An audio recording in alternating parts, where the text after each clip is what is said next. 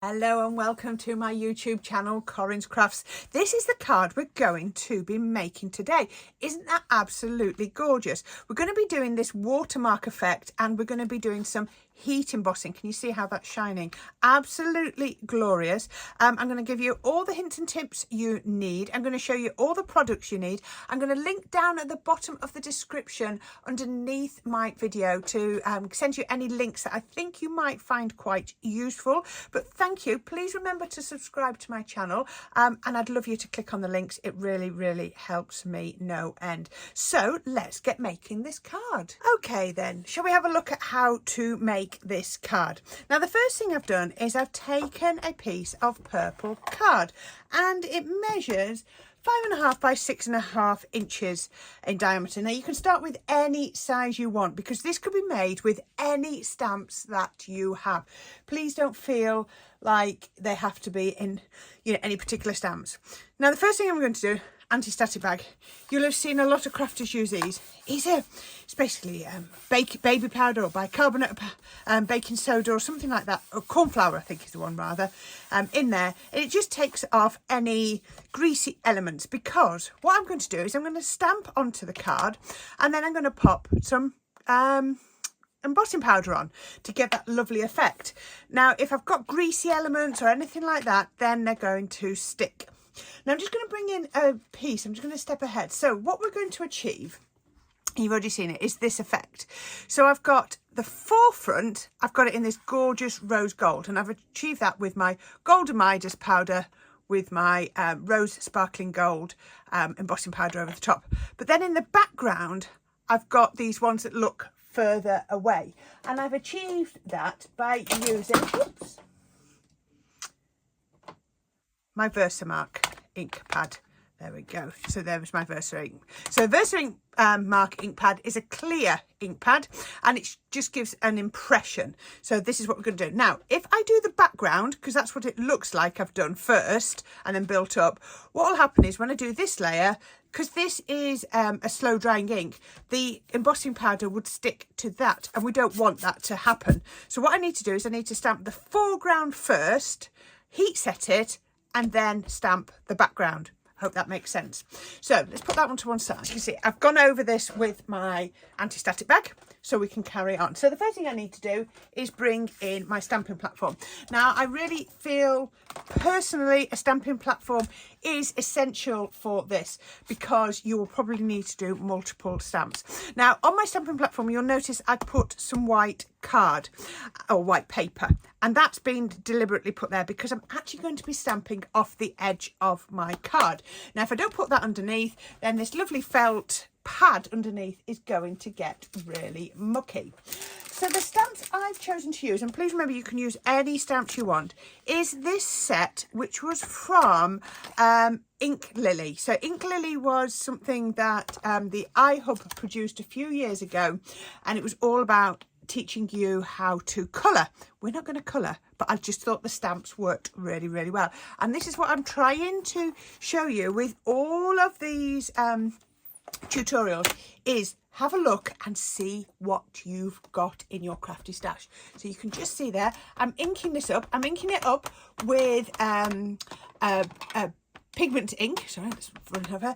And I'm going to pop that over there, turn that over. I'm going to get my stamp pressure tool. Oh, you can see that, trying to make sure it's still in the camera. And I'm just going to pop that. Now I will need to do a few stamps. You can see on there, look, it's a bit light at the moment. I want enough that my embossing powder is going to stick to. So just do another coat. Bring that in, and can you see here, look, it's going off the cardstock. Now if I hadn't have put that paper underneath, what I would be doing would I'd be inking on to my lovely mat. Let's have a look. Well, that's not bad actually. That's not bad. I'm going to just do one more for look because I like three. That's my go-to. You can see, hopefully you can see on there, just inking that up. One more and pop that on. Pressure on there. There we go. Take that out. Oh yes, that's much more visible. So I'm going to take that out of there. Turn that over, bring that in. Now you could be using any colour. Now I do find that this actually masks a lot of the gold out from underneath. You could use your Versamark ink pad if you wanted to, because it's a clear ink pad and it is a pigment ink pad, so that would be just as suitable to use. I don't actually know why I've chosen the smallest piece of paper in my scrapbooks to use to collect the glitter, but I appear to have done, but never mind. So pop it back in the pot.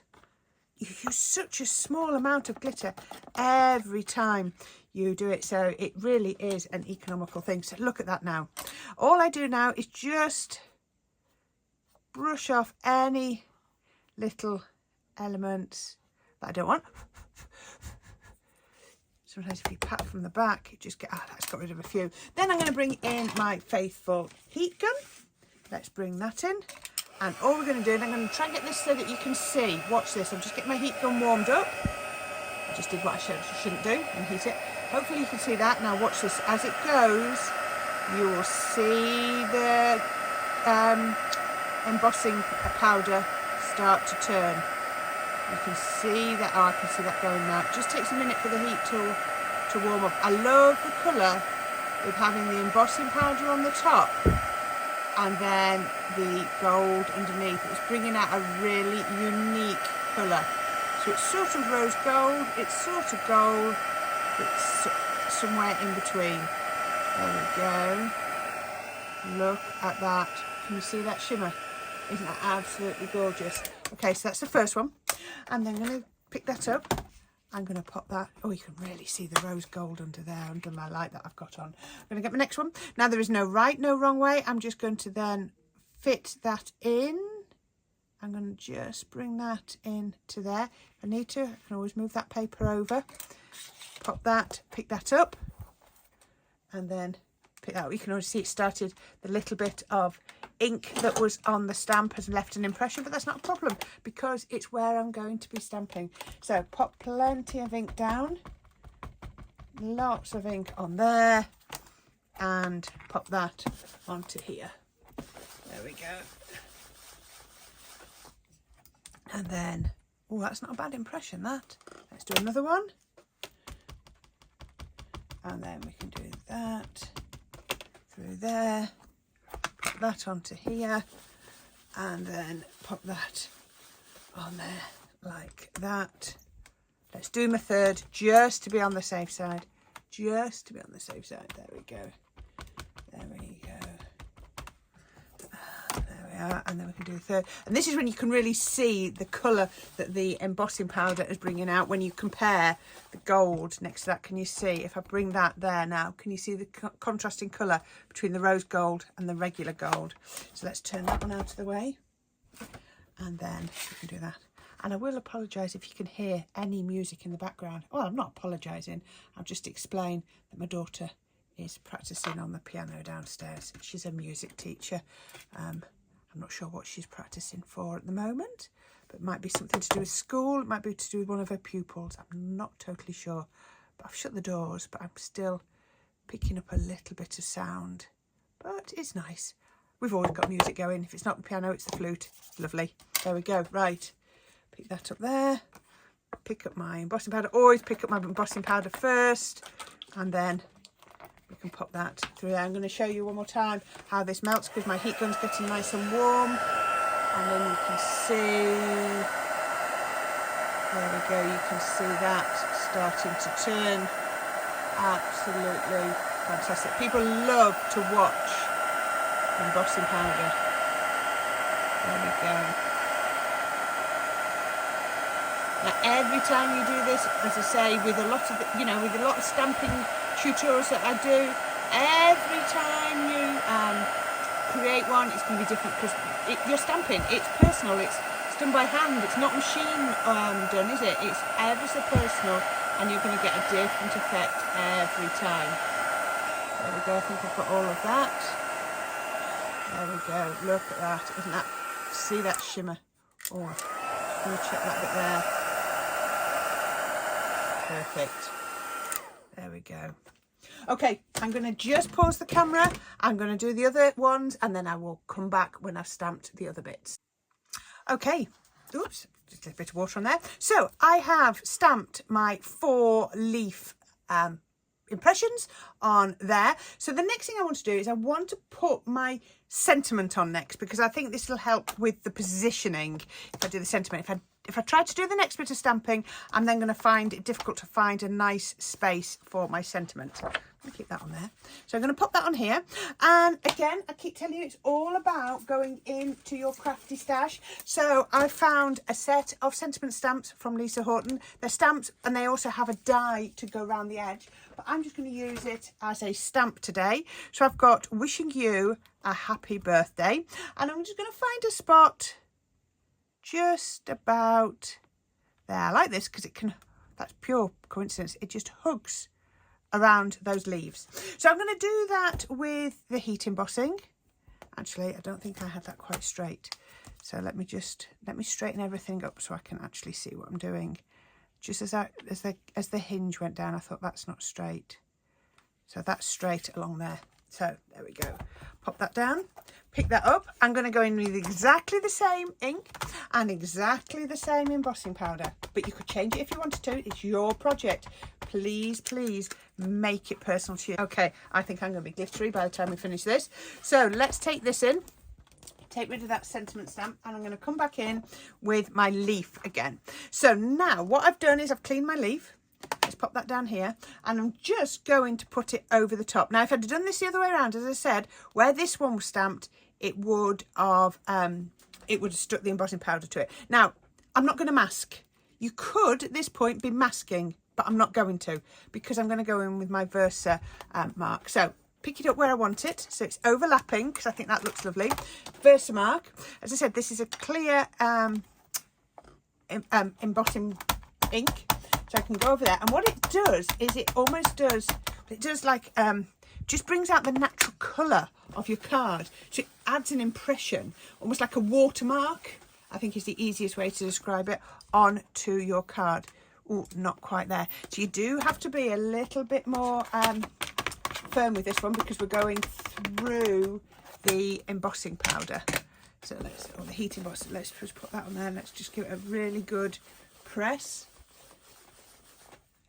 And then I just want to lift that up. Oh, actually, it's my light. I can't see. That is a brilliant impression. And it looks like it's behind, doesn't it? Really good. So let's bring in the next one. Let's come right down to there. So we can do that one.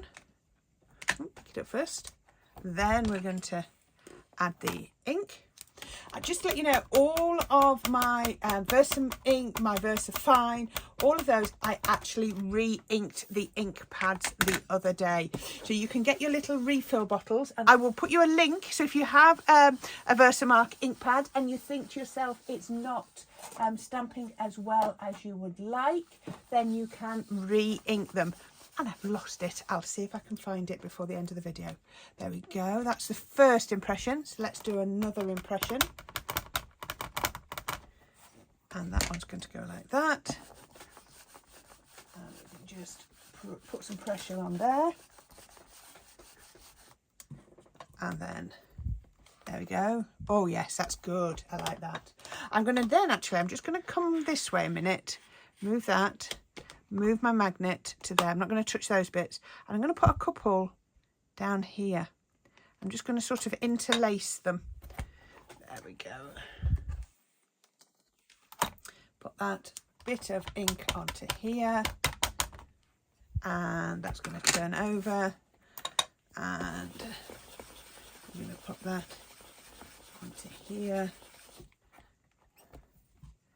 And then ink one more time, and that's going to go on there. Oh, brilliant. Next one, I'm going to come at a nice angle on here. I'm twisting and turning every time because I want to change it. Pick it up. I'm going to do one more. I'm going to show you how I'm just lacing them in, lacing them round, and that's going to look brilliant. There we go, put that on there. Let's do one more. And that's going to go on there. Just so that you know, I've just seen it. This is the refill for your Versamark ink pads. So it's just got pure Versamark ink inside, and all I did was just go over the ink pad. This is why it's working so well, because my ink pad is super sticky, and I want to just do one more down the side, but I wanted to make sure I'd got the other ones on first. So let's go to there. They are overlapping, and that is very deliberate. So let's do that. Couple of inks. I'm only having to do 2 inks because I literally, after I did my prototype for this project, I re-inked my ink pad, so I'm getting plenty of ink coming through for what I want. So all I'm trying to do is get that image in the background. We can do that, and that is all my inking. So now I am not going to put embossing powder on that. I'm going to leave that so that I get that impression. What I would do is I would just come round before I try to put it on the card and just give it a little bit of a dry, because it's a slow drying ink. If I touch that, I could smudge it and I don't want to do that. Now at the moment it looks very black because it's wet, and like I say, it's really fresh topped up ink. So can you see on there? But it just gives, can you see it just like in the background? Even though it was put on afterwards, it still looks like it's in the background with the gold in the foreground, and we didn't need to mask. I'm going to bring one in that's nice and dry so you can see on there. It's dry now. All the only thing I've done is I've just added a couple of little sequins. It could be beads, gems, whatever you wanted to do. And that is how I would finish that one off. Okay, so I'm going to put this onto a card. This is very alien for me because normally I'm all about the white. So I found some sort of rose gold, and again, looks lovely. But when I put white underneath, the tiniest layer of white, to me, that just looks better.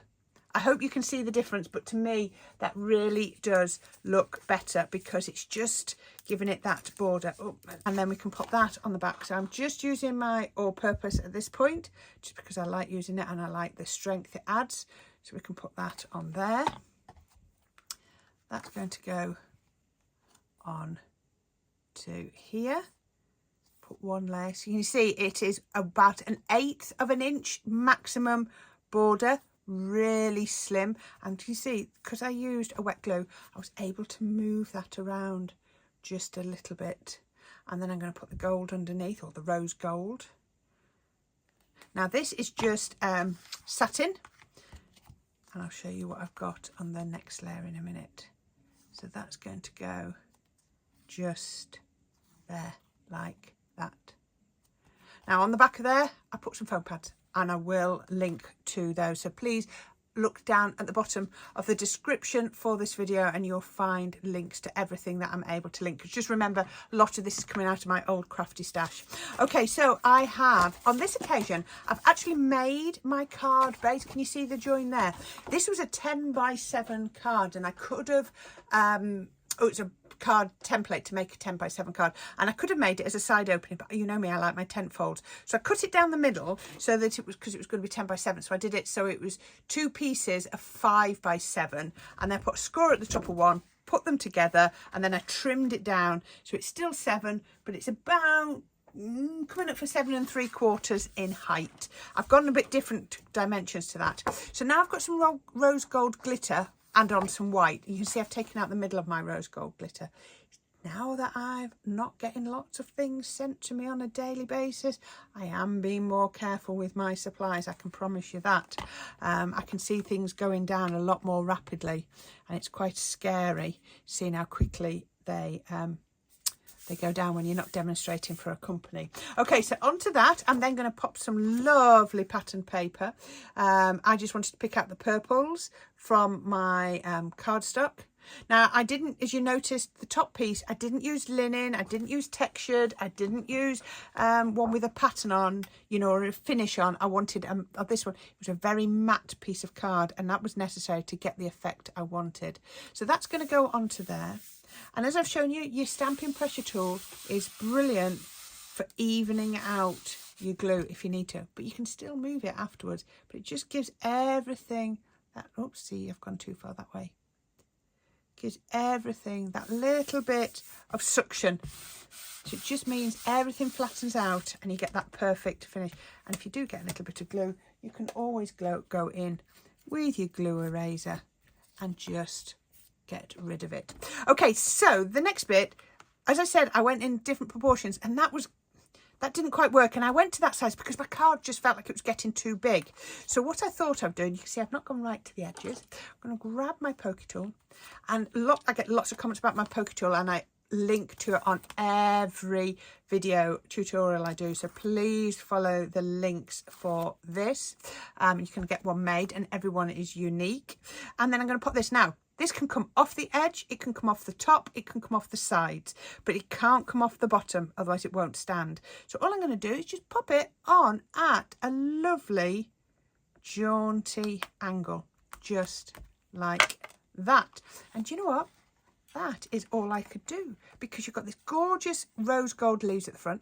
You've got the beautiful leaves with the watermark at the back. I've got my brilliant sentiment and these gems, and then everything through every layer just coordinates and works brilliantly. So I hope you like that. So this was some stamping without masking, but to give you that gorgeous watermark effect. I hope you've liked it. Please remember to subscribe to my channel and to like my videos. It's the best way for me to be able to keep going doing this. But until the next one, thank you very much, and thanks for watching. Bye for now.